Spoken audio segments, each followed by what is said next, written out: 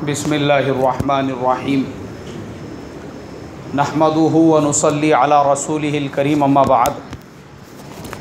मोहतरम भाइयों, बुजुर्गों, दोस्तों, अल्लाह के फ़ज़ल व करम से आज हमने 22वीं तरावीह मुकम्मल की और इंशाअल्लाह हम लोग तफसीर जो है वो 19वें पारे की सुनेंगे। 19वां पारा जो शुरू होता है सूरह फुरक़ान। सूरह फुरक़ान थोड़ी सी 18वें पारे में है, थोड़ी सी 19वें पारे में है। तबारकल्लज़ी नज़्ज़लल फ़ुरक़ान अला अब्दिही लियकून लिल आलमीना नज़ीरा।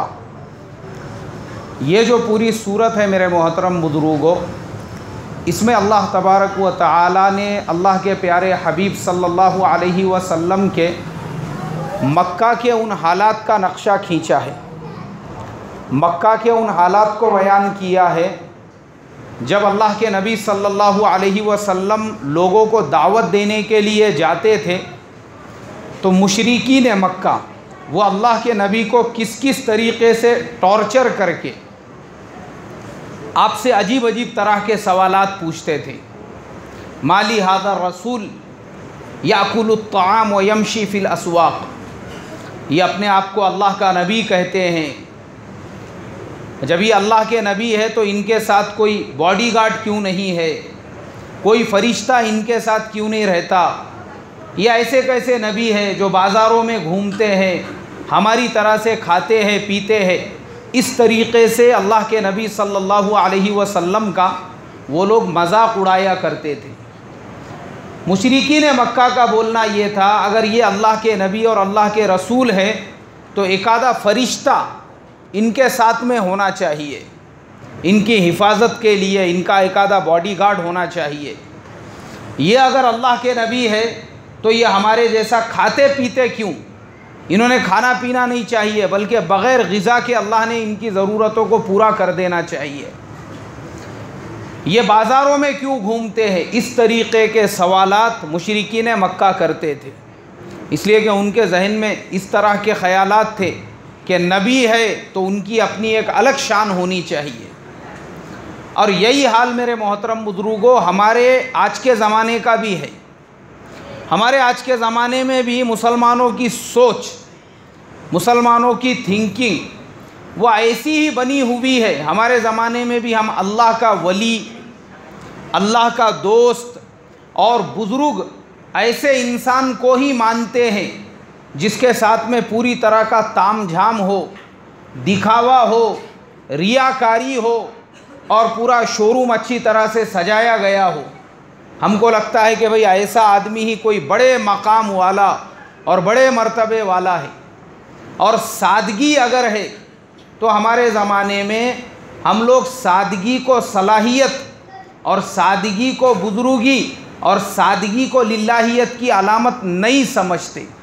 जैसे अल्लाह के नबी के साथ मुशरिकीन मक्का का मुआमला था कि वो ये कहते थे कि अगर नबी है तो इनके साथ एक फ़रिश्ता होना चाहिए, इनकी एक अलग पोजीशन और अलग शान होनी चाहिए।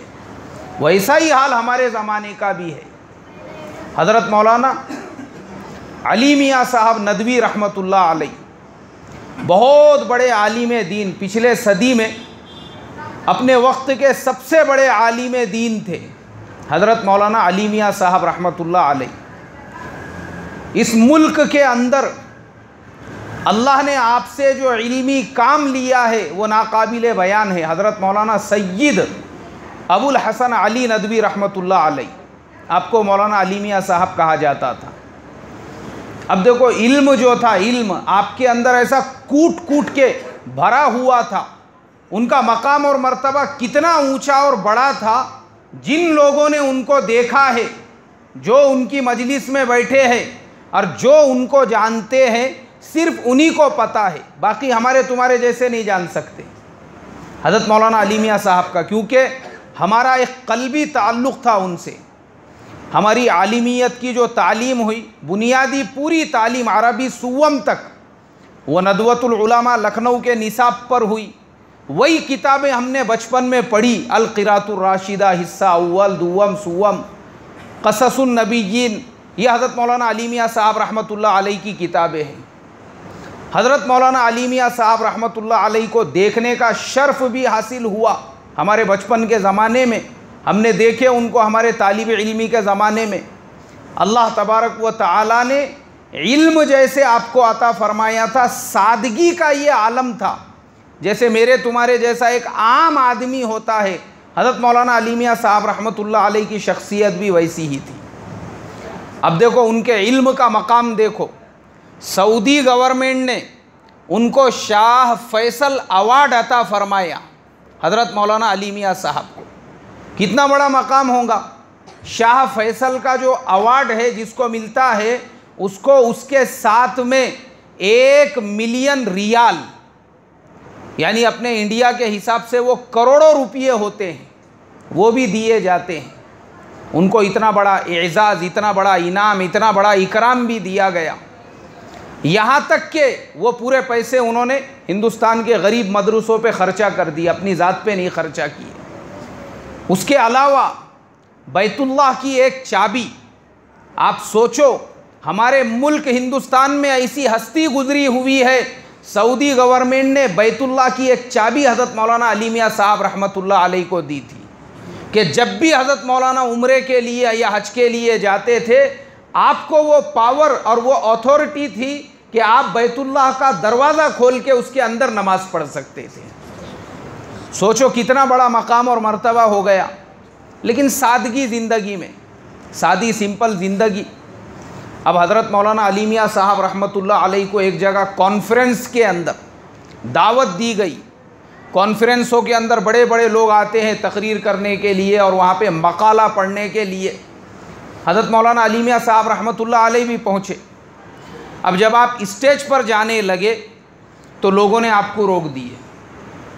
बोले भाई आप स्टेज पे कैसे जा रहे हैं? अरे बोले भाई मुझे भी दावत है, मैं भी मकाला पढ़ने। आप ऐसे कैसी दावत है? बोले देखो, बोले स्टेज पे एक नज़र मारो, जो लोग स्टेज पे बैठे हुए हैं उनमें और आप में कितना फ़र्क है। वो लोग जो बैठे हुए हैं, किसी के पास ऐसी शेरवानी है लंबी चौड़ी, किसी की ऐसी टोपी है छतकूटा छोरी, वो अलग अलग शख्सियतें, मतलब यानी उन्होंने अपनी ऐसी पोजीशन पहले से बनाई हुई थी, उनको देख के लगना ऐसा कि वाकई में भी इल्म जो है ऐसा टपक रहा इनके अंदर से, जैसे गुलाबी जामुन को शीरे में से डुबा के निकले बाद कैसा टपकता, वैसा इल्म ऐसा जैसा टपक रहा शेरवानी में से, रामपुरी टोपी आती है वो। अभी आजकल तो उसका मिजाज रहा नहीं, हमारे बचपन में बहुत शौक़ था हमको रामपुरी टोपी पहनने का।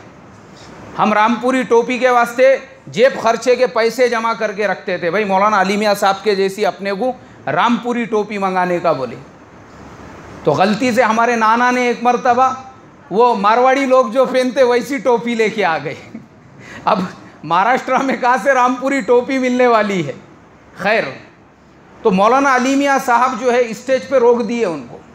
बोले देखो स्टेज पे जो लोग बैठे हुए हैं उनके पास शेरवानी है, बड़े बड़े टोपिया है छतकूटा छोए जैसे, हाथ में लकड़ी है, उसको चांदी का डंडा है ऐसा, और पीछे खादिमों की फौज है, वो पान खा के थूकते ना, वो लेके एक खादिम चल रहा है। तुम्हारे पास में ऐसा क्या है? बोले सादे सिंपल अपना पैजामा कुर्ता पहन के आ गए और आप बोल रहे हैं मुझे भी दावत है। हज़रत मौलाना अली मियाँ साहब रहमतुल्लाह अलैह नीचे उतरे। आपके शागिर्दों में से वहाँ पे कोई मौजूद थे, मैं नाम भूल रहा हूँ, गालिबन हज़रत मौलाना अब्दुल करीम साहब पारेख या कोई थे। हज़रत मौलाना अली मियाँ साहब ने उनकी शेरवानी उधार लिए और वो शेरवानी लेकर जब आप स्टेज पे पहुँचे, आइए आइए आपका इस्तकबाल है बोले। तो पता ये चला कि हमारे यहाँ पर इंसान की कदर नहीं है। काय की कदर है भाई? कपड़ों की कदर है, शेरवानी की कदर है, ज़ाहिरी जो दिखावा है, ज़ाहिरी जो चीज़ें हैं उसकी कदर है हमारे ज़माने में। यानी वो मौलाना अली मियाँ साहब, सऊदी गवर्नमेंट ने उनको पहचान ली, हिंदुस्तान में लोगों ने पहचाने क्या भाई? नहीं पहचाने। उस गवर्नमेंट ने बैतुल्लाह की चाबी उनको अता फरमा दी, शाह फैसल का एवार्ड दे दिया, और यहाँ देखे कि शेरवानी नहीं है, उस वजह से उनको स्टेज पे जाने से रोक दिया गया। तो ये मिसाल मैंने आपको क्यों दिया, ये समझाने के लिए कि ऐसी जो सोच है ये मुशरिकीन की सोच है। जैसे मुशरिकीन अल्लाह के नबी से कहते थे, अरे ये ऐसे कैसे सादे सिंपल नबी है, बोले नबी अगर है इनके साथ एक आधा फरिश्ता होना चाहिए, इनकी अलग से शान होनी चाहिए, इनकी अलग से पोजीशन होनी चाहिए। माली हादर रसूल, यह कैसे रसूल है, याकुलु ताम व यमशी फिल अस्वाक, ये तो खाते पीते भी है और बाज़ारों में भी घूमते हैं। लेकिन मेरे मोहतरम बुजुर्गों, अल्लाह के नबी ऐसे ही होते हैं। अल्लाह के नबी की शान देखो, मदीना भी जब तशरीफ़ ले जा रहे हैं तो आपका जो ऊँट था उस ऊँट के ऊपर हज़रत अबू बकर सिद्दीक़ भी बैठे हुए हैं। लोगों ने हज़रत अबू बकर सिद्दीक़ को सलाम करना शुरू कर दिया। उन्होंने अपने कपड़े से अल्लाह के नबी के सर पे साया किया ताकि लोगों को पता चले कि नबी कौन है और नबी के खादिम कौन है। खादिम और मखदूम के दरमियान का फ़र्क पता चले, इसलिए हज़रत अबू बकर सिद्दीक़ ने वो कपड़ा आपके सर पे डाल दिए। और सहाबा फरमाते हैं अल्लाह के नबी सल्लल्लाहु अलैहि वसल्लम के सादगी का ये आलम था, किसी मजलिस के अंदर अगर बैठ जाते नए आने वाले को पूछना पड़ता था कि तुम में से अल्लाह का नबी कौन है बोल के। हमारे ज़माने में तो टोपी देखते पहचानने में आ जाती, टोपी छत को टच हो रही, वही बोले बुजुर्ग आदमी होंगे, वही जो है सदर जलसा होंगे और वही मेहमान खुसूसी होंगे। ये पहचान है हमारे ज़माने की। और आप सहाबा की ज़िंदगी में भी देखेंगे आपको ऐसी ही सादगी मिलेंगी। हज़रत उमर फ़ारूक रज़ी अल्लाह ताला अन्हु के ज़माने में आप मस्जिद अक़सा को फ़तेह करने के लिए निकले। देखो मस्जिद अक़सा आज जहाँ पे यहूदियों का तसल्लुत है, चारों तरफ से पूरी अरब मुमालिक की फ़ौजें उनके साथ में झट रही है, उसके बावजूद आज के अरब सिर्फ जूते खा रहे हैं, कुछ नहीं कर सकते वो इजराइल का, इतना वो सुपर पावर बन चुका है।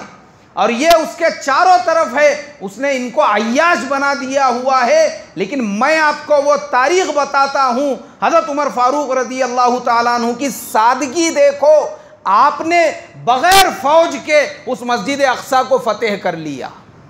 वो पूरा खित्ता मुसलमानों के कब्ज़े में आ गया, बग़ैर लड़ाई के, बग़ैर झगड़े के और बग़ैर किसी फ़ौज के। वाक़िया है हमारी तारीख़ की किताबों में।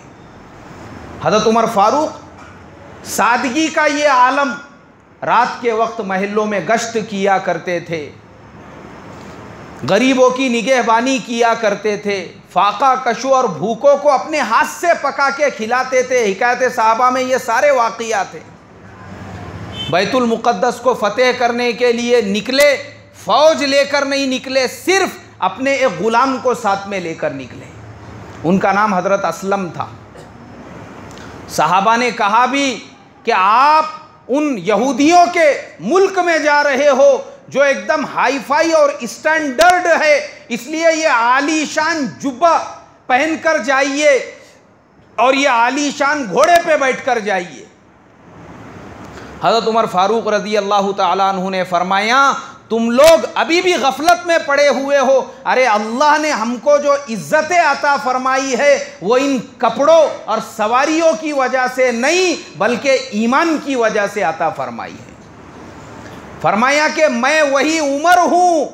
वो अपने बारे में फरमाने लगे, इस्लाम से पहले की मेरी ज़िंदगी कैसी थी, आज जो अल्लाह ने इज़्ज़त दी है वो कपड़ों और सवारियों की वजह से नहीं, काई की वजह से भाई, ईमान की वजह से।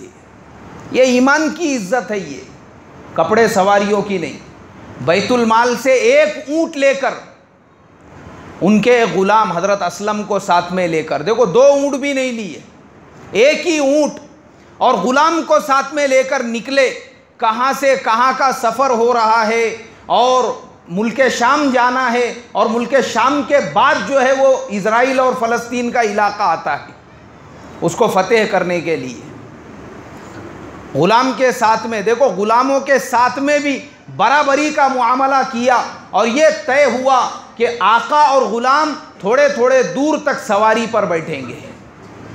अब थोड़े दूर तक हज़रत उमर फ़ारूक रज़ी अल्लाह ताला अन्हु बैठे हुए हैं, फिर थोड़े दूर तक ग़ुलाम बैठा हुआ है।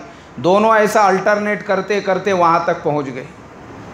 यहूदियों को पता था कि उमर फ़ारूक मदीना से निकल चुके हैं, उनके बड़े बड़े उलामा, उनके बड़े बड़े बादशाह, उनके बड़े बड़े वज़ीर वो शहर के बाहर पहुँचे इनका इस्तकबाल करने के लिए, इसलिए कि उनके माइंड में भी वो नक्शा था कि उमर फ़ारूक आ रहे हैं, तो पता नहीं उमर फ़ारूक का जलवा कैसे होगा, उमर फ़ारूक की शान कैसी होंगी, फौज कैसी होंगी, घोड़े कैसे होंगे, हथियार कैसे होंगे।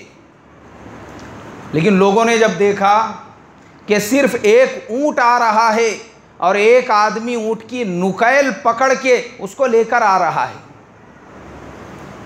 कौन दुनिया पे हुकूमत करने वाले खलीफा, और इत्तेफाक ऐसा कि जब आप वहाँ पर पहुँचे तो ग़ुलाम की सवारी पर बैठने की बारी थी और हज़रत उमर फ़ारूक जो है वो नुकैल पकड़ के चल रहे थे। यहूदियों के करीब पहुँचे, उन्होंने वो ग़ुलाम को ही आका समझकर उसको इस्तकबाल करना शुरू किया। उसने कहा कि मैं तो ग़ुलाम हूँ, जिनके हाथ में नुकैल है वो हमारे खलीफा और वो हमारे आका है। मोहतरम बुज़ुर्गों, ये वाक़या ये कोई मन गढ़ंत अलिफ लैला की कहानी नहीं है। जो एग्रीमेंट हज़रत उमर फ़ारूक रज़ी अल्लाह ताला अन्हु और उन यहूदियों के दरमियान में हुआ था, यहूदियों ने आज भी उस एग्रीमेंट को सोने के फ्रेम के अंदर अपने यहाँ पे लगा के रखा हुआ है। मैंने मेरी आंखों से वो एग्रीमेंट देखा जो हज़रत उमर फ़ारूक रज़ी अल्लाह ताला अन्हु के दस्तखत के साथ में, और उस ज़माने के यहूदी बादशाह जिसके अंदर ये सारी चीज़ें लिखी हुई थी कि बग़ैर लड़ाई के यहूदी मुसलमानों को क्या जिजिया देंगे क्या नहीं देंगे, ये तमाम चीज़ों के ऊपर वो बातचीत तय हुई। वो बाज़ाब्ता लिखकर आज भी यहूदी कौम ने उसको हिफाजत के साथ रखा हुआ है। कहाँ पे रखा हुआ है वो भी बताता हूँ। जिस जगह पे, जिस कोहे तूर के ऊपर हज़रत मूसा अलैहिस्सलातु वस्सलाम को अल्लाह का दीदार हुआ, और जिस कोहे तूर पर अल्लाह ने आपसे हम कलामी की, और जिस कोहे तूर पर अल्लाह ने आपको नबूवत अता फरमाई थी, इस यहूदी कौम ने वो कोहे तूर पर एक बहुत बड़ा जो है इबादत खाना और म्यूज़ियम बनाया हुआ है। पूरी दुनिया के लोग देखने के लिए जाते हैं, और उसी म्यूज़ियम के अंदर और उसी जगह पर वो पूरा क्या पूरा जो है वहाँ पे लगा हुआ है। आप अगर गूगल में जाकर देखेंगे, ऑनलाइन अगर सर्च करेंगे, आपको वो पूरी चीज़ें नज़र आएंगी। आपको वहाँ जाने की ज़रूरत नहीं है, यहाँ से ही आप वो तमाम चीज़ें देख सकते जो अल्लाह के नबी सल्लल्लाहु अलैहि वसल्लम के सहाबा, सोचो कैसी शान थी। अल्लाह ने ये शान, ये मकाम, ये मर्तबा जो अता फरमाया मेरे मोहतरम बुजुर्गों, दुनिया की ज़ाहिरी चीज़ों की वजह से या ईमान की वजह से, ईमान की वजह से। ये था ईमान का पावर और ये थी ईमान की ताकत। तो हज़रात सहाबा इकराम जो कुरान में अल्लाह ने फरमाया, जो मुशरिकीन अल्लाह के नबी को कहते थे माली हादर रसूल याकुलु ताम व यमशी फिल अस्वाक़, ये कैसे नबी है, तो सहाबा में भी वो सादगी थी। और आप देखेंगे जैसे मैंने हज़रत मौलाना अली मियाँ साहब रहमतुल्लाह अलैह की मिसाल दी उनके सादगी की, आज के ज़माने में भी आप देखो बहुत सारे अल्लाह वाले आपको ऐसे मिलेंगे जो ओरिजिनल अल्लाह वाले होंगे, उनकी ज़िंदगियों में भी आपको ये सादगी नज़र आएंगी कि नए आदमी को पूछना पड़ेगा ये कौन है। हमारे शेख थे, मेरे शेख थे हज़रत कारी सिद्दीक़ अहमद साहब बांदवी रहमतुल्लाह अलैह, बैत था मैं उनसे उनकी ज़िंदगी में, वो हमारे तालिब इल्मी का ज़माना था। और मेरे पास आज भी हज़रत कारी सिद्दीक़ अहमद साहब बांदवी रहमतुल्लाह अलैह से जो बातचीत होती थी वो ख़ुतूत मैंने हिफाजत से रखे हुए हैं, आज भी है मेरे पास में, पूरा एल्बम बना के उसका, जैसे लोग फ़ोटोओं के एल्बम बनाते हैं, हमारे पास में ख़तों का एल्बम है, वैसे जो अल्लाह वालों से बुज़ुर्गों से बातचीत हुई थी। क्योंकि वो ज़माना आज के ज़माने के जैसा टेलीफ़ोन का और आज के ज़माने के जैसा ईमेल का ज़माना नहीं था। 15 पैसे का ख़त आता था और 30 पैसे में जवाबी ख़त आता था, उसको ऐसा जोड़ के भेजना पड़ता था और एक तरफ से अपना पता रहता था। या फिर एक लिफाफे में अपने पते का लिफाफा डालकर उनको भेजते थे, फिर वो वहाँ से जवाब लिखकर भेजते थे। कारी सिद्दीक अहमद साहब बांधवी रहमतुल्लाह अलैह हमारे इस सदी के आरिफ बिल्ला थे, वो जिन्होंने अल्लाह को पहचान लिया था। उनकी करामतों में से खाली मैं एक करामत आपको बताता हूँ, फिर आगे बढ़ता हूँ। एक मर्तबा वो सफ़र कर रहे थे और गाड़ी में का पेट्रोल ख़त्म हो गया। उन्होंने पानी का जो कैन होता है यासीन शरीफ पढ़कर ड्राइवर के हवाले किया और कहा कि इसको डालो और बग़ैर देखे के गाड़ी चलाना शुरू कर दो। ये करामतें थी अल्लाह वालों की। उस ड्राइवर ने बग़ैर देखे के वो पूरा क्या पूरा पानी का कैन पेट्रोल की टाकी के अंदर उंडेल दिया और जब गाड़ी स्टार्ट की तो गाड़ी चलने लग गई। ये अल्लाह वालों की करामत होती है। कलंदर हर चे गोयद दीदा गोयद, ऐसे ही शेख सादी रहमतुल्लाह अलैह ने नहीं फरमाया। सादगी का ये आलम था। ऐसे सादे सिंपल कपड़े, ऐसी सादी सिंपल ज़िंदगी, सादा सिंपल रुमाल, वो टोपी ऐसी पहना करते थे। हमारे ज़माने में अगर किसी को मुफ्त में दे तो भी पहनना पसंद नहीं करेगा, इतनी सादी टोपी। हमारे मौलाना यूनुस साहब रहमतुल्लाह अलैह, बहुत सारे पुराने लोगों ने, बुजुर्ग लोगों ने उनको देखे होंगे। सादगी का आलम मैं वही बता रहा हूँ, अल्लाह वाले कैसे होते थे। 2 पल्ली टोपी, ख़रीदने की ज़रूरत नहीं है। जान पहचान वाले एक आधे टेलर को बोल दिए तो मुफ्त में सी के दे देंगे वो। आज के ज़माने में तो कोई पहनना भी गवारा नहीं करेगा। वैसी सादी सिंपल टोपी, सादी सिंपल ज़िंदगी। लेकिन मेरे मोहतरम बुजुर्गों, अल्लाह ने इज्जत के वो हिमालय पहाड़ के ऊपर बिठाया था, पूरी दुनिया में आपका तूती बोलता था। और सादगी का ये आलम, अपने हाथ में खराटा लेकर मस्जिद की सफाई किया करते थे। लोग पहचानते नहीं थे कि यही है बोल के। पूरे सूबे के अमीर है और दुनिया भर के सफ़र हो रहे हैं और आपके बयानात सुने जा रहे हैं। और सादगी का ये आलम है कि एक जमात पहुंची मदार चिल्ला मस्जिद के अंदर। अब वो बेचारे गांव खेड़े के साथी होंगे, उन्होंने कभी मौलाना यूनुस साहब रहमतुल्लाह अलैह को देखे हुआ नहीं था। अच्छा वो ज़माने में मोबाइल नहीं था, नहीं तो व्हाट्सएप पे उनकी फ़ोटो भी आम हो जाती थी। जैसा मैंने आज से 2-4 दिन पहले बताया कि आजकल तो लोगों ने अकाबिरीन के फ़ोटोओं का भी मोबाइलों में एल्बम बना के रखना शुरू कर दिया, अल्लाह हिफाजत फरमाए। तो वो ज़माने में लोग खाली बयानात कैसेट के ज़रिए से सुनते थे, देखे हुआ नहीं था कभी। अब वो जमात पहुंची मस्जिद के अंदर, हज़रत मौलाना खड़ाटा मार रहे हैं मस्जिद में, तो एक साथी आया तंबाकू मलते मलते। अरे बोले सलाम वालेकुम मौज़न साहब, और कैसे है बोले आप? बोले भाई अल्हम्दुलिल्लाह अच्छा हूँ बोले मैं। वो यूनुस मौलाना की मस्जिद ये है ना? हाँ हाँ बोले भाई मौलाना यूनुस साहब की मस्जिद यही है। क्या हमारे गाँव में बहुत बयाना सुने बोले हमने, क्या सीट पे उनके, हमारे गाँव में उनके बयाना चलते बोले। अब मेरे दिल में नीयत थी बोले मैं पुणे को जाऊँगा ना, उनको मिल के चाहूँगा बोले। अब देखो अल्लाह मियाँ का करना कैसा हुआ, उनके मस्जिद में हमारे को जमात का रुख मिल गया बोले। अच्छा उनसे मुलाकात होंगी क्या? नहीं बोले मेरी। मौलाना ने बोले मगरिब में इंशाअल्लाह वो आपसे मिलेंगे बोले, मगरिब में उनसे मुलाकात हो जाएंगी। मगरिब में जब वो बयान करेंगे उसके बाद में आप उनको मिल लेना। अच्छा तुम्हारा वक्त वगैरह लगता क्या? नहीं बोले जमात के अंदर। हाँ नहीं तो क्या रहता बोले, मुअज्जिन लोग, इमाम लोग अपने काम में मसरूफ़ रहते, टाइम रहता नहीं बोले इनके पास। तुम भी थोड़ी सी कुर्बानी देते जाओ, इंशाअल्लाह ज़रूर कुर्बानी दूंगा बोले मैं भी अल्लाह के रास्ते में निकलूँगा। ये सादगी थी अल्लाह वालों की। ऐसे ही अल्लाह ने लोगों के दिलों में नहीं बिठाया था। हमारे ज़माने में आज फुकट के लोग अलकाब लगाते हैं अपने नामों के आगे, ये हिंद और वो इस्लाम और ये इस्लाम और ये फ़ख्र और वो एहसान ये वैसा, लोग अपने नाम के आगे फुकट में अलकाब लगाते।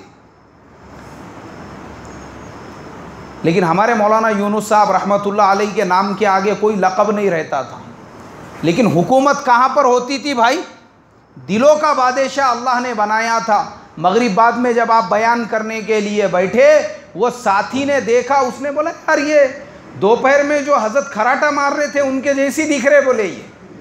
फिर और थोड़ा गौर से देखा, उसके बाद में वो शर्मिंदा हुआ, अरे अल्लाह मुझे माफ़ करे, तो यही मौलाना यूनुस साहब रहमतुल्लाह अलैहि है बोल के। मेरे मोहतरम बुजुर्गों, मैंने आपको ये वाक़यात क्यों सुनाया?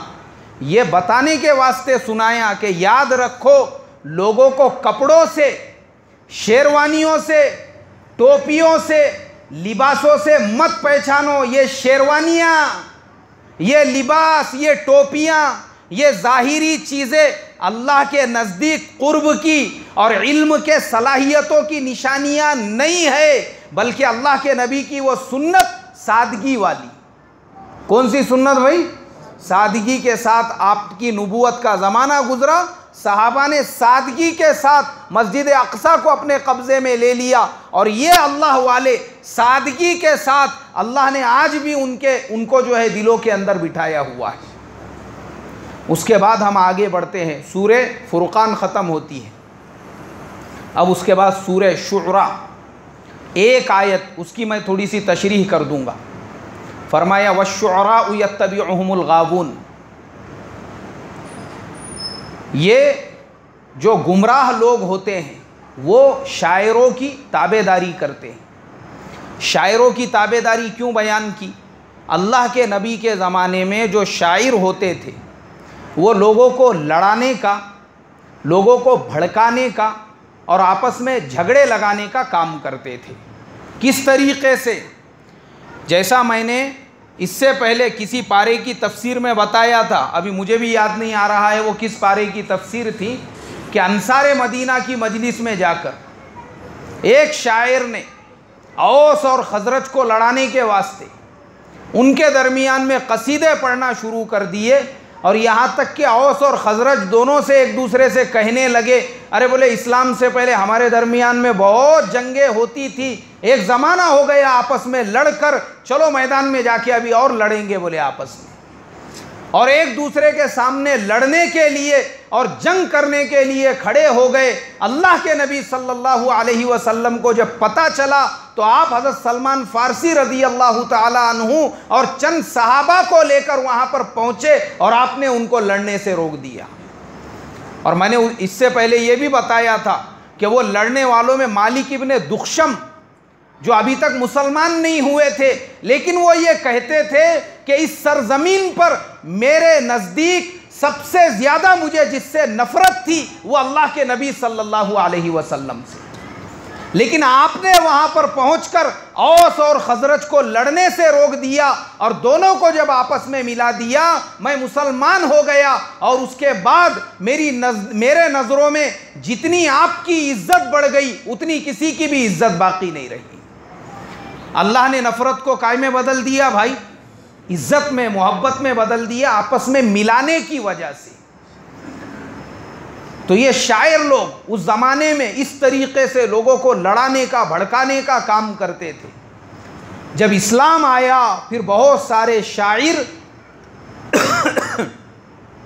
उन्होंने ये काम छोड़कर अल्लाह के नबी की सिफ़ात बयान शुरू की। जैसे हज़रत हस्सान इब्ने साबित रज़ी अल्लाह ताला अन्हु, उन्होंने हुज़ूर सल्लल्लाहु अलैहि वसल्लम की शान में कसीदे लिखे। फिर ऐसे इस्लामी शायर भी पैदा हुए, बड़े बड़े मुसलमान शायर भी पैदा हुए, और तारीख़ के ऊपर भी उन्होंने शायरी की। फिर हमारे ज़माने में अल्लामा इक़बाल रहमतुल्लाह अलैहि, हज़रत मौलाना अल्ताफ़ हुसैन हाली रहमतुल्लाह अलैहि, अकबर इलाहाबादी रहमतुल्लाह अलैहि, ये वो शुअरा है। हफ़ीज़ मीरठी रहमतुल्लाह अलैहि, ये वो शुअरा है जिन्होंने पूरी सीरत को शायरी में लिखा, मुसलमानों में एक नया इनकलाब पैदा किया। अल्लामा इक़बाल रहमतुल्लाह अलैहि ने तो वो काम किया, ये मुसलमान कौम मुर्दा हो चुकी थी, मुर्दा, उसको दोबारा ज़िंदा करने का काम किया। काय के ज़रिए से भाई? काय के ज़रिए से? शायरी के ज़रिए से। आज भी बहुत सारे शायर ऐसे हैं माशा अल्लाह जो मुसलमानों को जगाने का, बेदार करने का काम कर रहे हैं, लेकिन अल्लाह ने जिन शायरों के बारे में फरमाया उनमें आज भी ऐसे शुअरा मौजूद है जिनको बहुत सारे सियासी लोगों ने ख़रीदा हुआ है।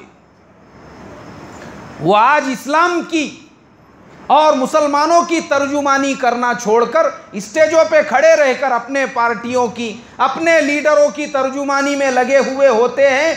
ऐसे शायरों की ताबेदारी से और इनके पीछे चलने से मुसलमानों ने बचना चाहिए। अल्लाह मेरी तुम्हारी हिफाजत फरमाए। अब इंशाअल्लाह मोहतरम बुजुर्गों, कल 20वें पारे की तफसीर में हज़रत मूसा अलैहिस्सलातु वस्सलाम का वाक़िया तफसील से बयान होगा, उनकी पैदाइश से लेकर तो जो फ़िरौन से मुकाबला हुआ था, और उसके बाद में क़ारून का भी वाक़िया है। अल्लाह मुझे आपको अमल की तौफ़ीक़ अता फ़रमाए। सुभान अल्लाहि व बिहम्दिही, सुभानक अल्लाहुम्मा व बिहम्दिका, नशहदु अल्ला इलाहा इल्ला अंता, नस्तग़फिरुका व नतूबु।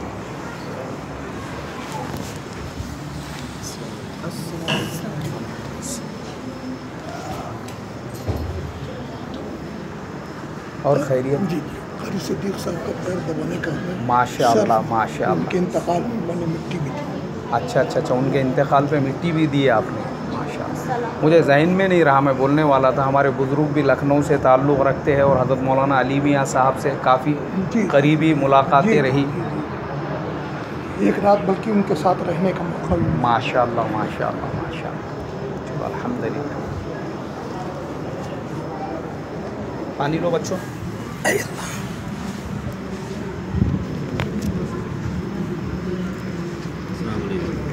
वालेकुम अस्सलाम। और अब्दुल हफीज़ साहब कैसे हैं आप? अल्हम्दुलिल्लाह।